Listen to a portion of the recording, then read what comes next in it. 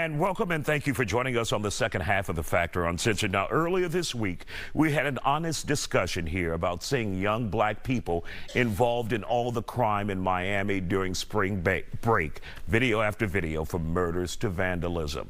We want our panel to address it, if there is a problem in the black community, but most importantly, how do we fix it? Solutions. You've seen the video time and time again where Miami was slapped with a lot of violence during the spring break. Tonight, we brought our guests back. We started this conversation earlier this week. They're back addressing this problem. Radio host Claver Kamal Imani, Dr. Ruth Allen Olison, and Waller County Constable Herschel Smith are all here again. So last time we talked, Claver, we were talking about trying to find solutions. We all acknowledge there is an issue that we need to address. We talked about family, we talked about the church, we talked about parenting may be part of the problem. So how do we address it when we see so many young black people involved in crimes like that, where they're attacking and vandalizing a car, committing murder on camera, just shooting each other? It's just mind-blowing and hurtful to see as well.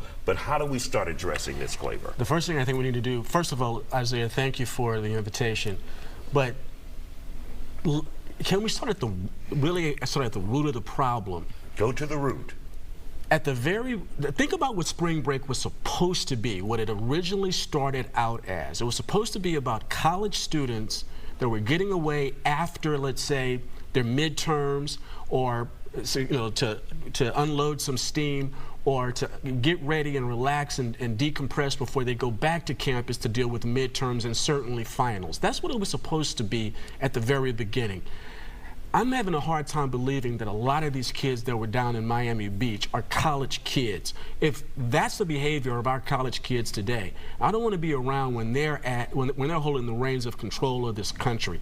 If that is the behavior of college kids today, I'm not very sure that the ones that were causing the trouble in Miami Beach are actually enrolled at any university anywhere in the United States. I think a lot of them were outsiders that were causing problems. That doesn't diminish the fact that what you saw in the video images were majority of black kids. And what I started talking about on Monday were 4 institutions that I really think need an MRI or an X-ray and a readjustment, a re-attitude about what their role really is.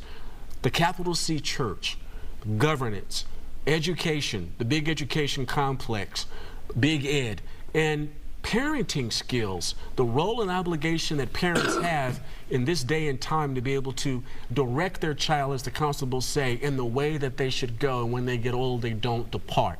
I think we're very far away from that. The church and pastors, especially black pastors in mega churches, should be addressing from the pulpit, from a biblical perspective, the social ills that we're seeing consistently and constantly on an epidemic level, if you will, and the pastors aren't doing that. Number 2, the governance. The idea of our government is actually pushing the anti-biblical ways that made this country great, the anti-constitutional ways that made this country great. Education, the fact that it's no longer education but indoctrination, a decline in outcomes which you can trace back to the actual inception of Department of Education. The United States government should have no role in education at all.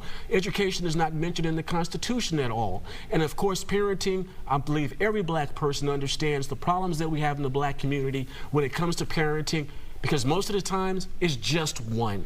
All right, let's bring Dr. Ruth into this. When he talks about the issue about church involvement and not having enough involvement, we know, and I've seen over decades, churches giving, the smart kids scholarships, and because they apply for it. What more can the church do to reach those who may be troubled, who may be in these videos that we're seeing in Miami where they're vandalizing and committing murder, before they get to that point? Yeah, I think we have to get more involved in terms of reaching out. I think too often we are inside the walls of the church. But the church, Jesus said, go and tell, and we also have to go and teach. I'm really moved by the fact that over the past 2 days since we've been here, I listened to a lot of young people, and actually a group of them passed by the church, and I asked them, you know, what is going on with young people? What do you need? Did you see what happened in Florida? What do you think? And so I listened to them, and they said, we need love. And I think they do need love, and I think they do need discipline. And I still, I'm wearing this yellow because a few years ago, there was a young lady who wore a yellow dress in Baltimore, but she had told her son, do not go to this riot. And she saw an image of him. She didn't even see his face, but she was so in tune to her child that she recognized his form. And she went down and beat the hell out of him and took him home. He was supposed to be at school. And so we need some discipline. Now, am I saying we need violence? No, I'm not. But there is a proper role for discipline for young people, and it has to start early, because once a tree gets so big, there's not anything you can do. You got to train them up in the way that they should go, and then they will not depart. So yes, the church needs to be involved, and we need to even do parenting class. How do you parent? We have too many children who are raising children. And so absolutely, there is a role for the church. Constable Smith, will come back with you after this break. We'll continue this conversation. Don't go anywhere. We're talking about how can we save young black people who may be involved in violence that we've seen in the Miami incident. Stay with us here on The Factor. And welcome back to The Factor Uncensored, an open and honest conversation tonight. We're still looking for solutions to excessive violence that happens at the hands of some black people. Our panelists are here to continue our discussion. Right now, we're going to go to Constable Herschel Smith from Waller County. When you look at the video and you saw what was happening in Miami, so many young black people involved with vandalism, murders there, your thoughts? What do you see as a solution to save that generation? First of all, you know, when we sending our children out to out of state, going party, you got to have a courageous conversation with your children. You don't have a courageous conversation with them. I remember my son one night at homecoming at Preview, and I told him, I said, son, I said, stay away from the bad kids. Do not get in the car. He does the opposite. He gets in the car.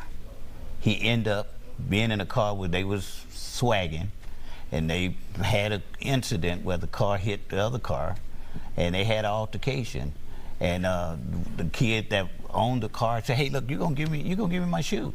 And one thing led to another, and so the kid eventually ran to the campus police chief and told him, said, "They robbed me, they robbed me." And of course, my son was in the car, and all of these kids end up going to jail that night. You know, and so when we have those courageous conversations, we know what have happened in the past of all the incidents, the big concert that we had here in Houston, and different people traveling, going different places. They need to understand, hey, look, we got to keep our eyes open. We got to be alert.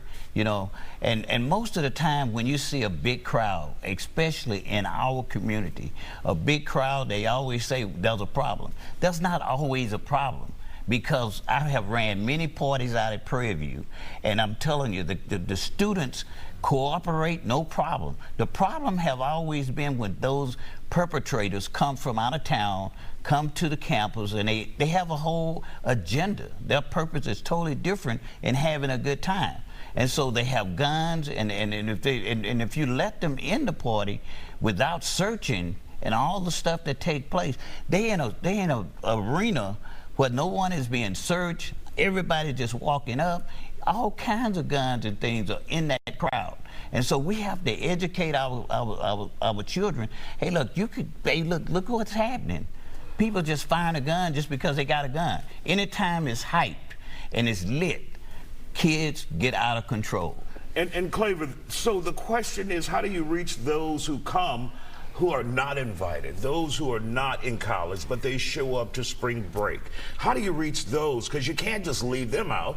Like many of you are saying, they're part of the problem, a big part of the problem. So how do you reach those individuals? That is a question and a micro solution that needs to be addressed. I think to stop the epidemic of violence that we're seeing in the black community, the #2 cause of death in Black America is black on black crime. We have to take a macro approach to it, to those 4 institutions and beyond, and having them, let's say, repent. The biblical definition would be turn 180 degrees. You see that whatever you're doing as far as steering our community, leading our community, it's not working.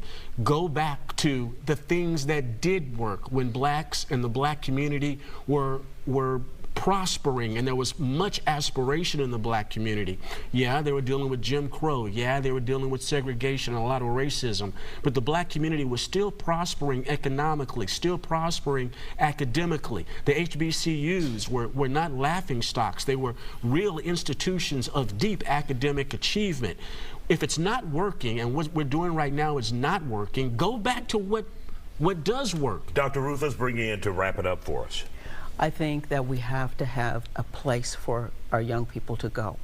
I think we need to look at the model of Israel, where they have conscription, where when you're 18 years old, everyone, boys and girls, young men and women, go into the service. We have some systems already set up. We have the Army, the Marines, the Navy, we have AmeriCorps, we have Job Corps. We have all these things that are set up. If you don't want to go to college, it's giving them something to do, something constructive and part of society where they're valuable. Yes, and some structure, discipline, and guess what? They need to learn how to use weapons responsibly, because our country is flooded with them, and so good people need to know how to use them too, not just the knuckleheads. All right. Thank you guys for joining us here on The Factor.